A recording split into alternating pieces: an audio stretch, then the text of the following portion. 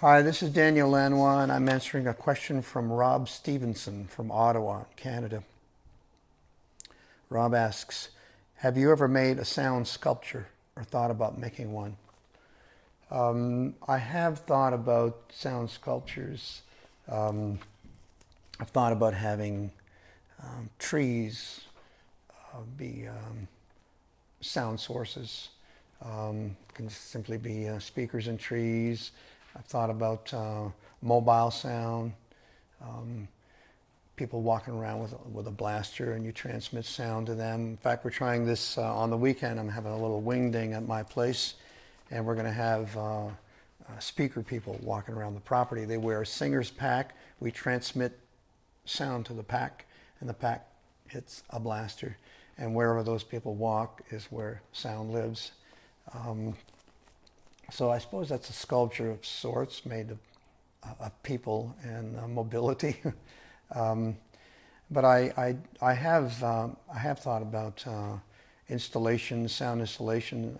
I have a nice studio in Toronto. It's an L-shaped place with little nooks and crannies, and I thought about having different little areas of sound and different types of sound. Maybe one corner has a lot of bottom and something else up in the far end of the room has more twinkly sounds through tweeters. Brian Eno experiments with this kind of thing a lot, and so he's been an inspiration to me over the years. And yeah, I like the idea of not only a sound sculpture, but sculpting sound. What a combination. Thanks for asking. I'm answering a question from Marilee. She's from Missouri. Marilee asks, do you have a certain process in making a track without lyrics? I start with sound. In the case of my new record called Goodbye to Language, it was steel guitar based. I made this record with my buddy Rocco DeLuca, who's also a steel player. He's a slide player, lap steel player, and I'm a pedal steel player. And we found something in our exchange that seemed to add up to something special. We just have a golden rule that if the magic is not there to begin with, then we don't continue with the title. But if we're lucky enough to bump into the magic, I treat that as something really special. And even if it's just a fragment of a sound or an idea, as long as it has something special in it, then I use that as a stepping stone to get to the next level of magic. And it's just a matter of kind of piling it all up till it becomes a grander piece. So that's my technique. Is I will only continue with something if it holds the potential to be great, and so it has to have a little twinkle in its eye. And once we see that, then off we go. I'm answering a question from B.J. Bulmer. He's from Osaka, Japan. And B.J. asks, we met in Osaka a few years ago when you were on tour. We talked about a guitar, amp, and consoles. We talked about guitar amps and consoles mostly. My question, are you still using an analog console? Are you using a hybrid setup of analog and digital? I'm still using analog consoles.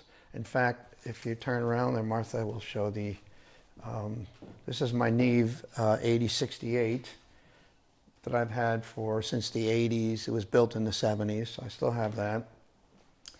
And it's not automated or anything, and it's got a really good musical sound, lots of nice fat transformers, and so that I still like that sound. The EQs are really good.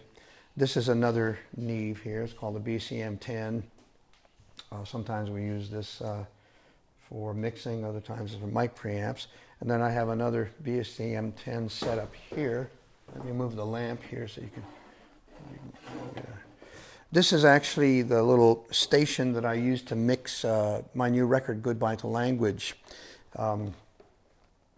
Because we didn't have a lot of tracks, so I was able to use a 10-channel console. It's not entirely true. I had a second one over for additional effects, and then I just jumped back into this one. But this was it, and I ran. Ultimately, the output of the Neve went through these Pultec EQP1As, and then the Pultec hits an LA2A, and then that goes to the final stereo tracks. But I do use a digital recorder. If you want to come over here, Martha, it's a little better lit. This is a Radar digital recorder. It's a great Canadian company. I've been using their products for a long time. What's nice about these is I can copy, if I have a multi-track and I want to chop it up or do something.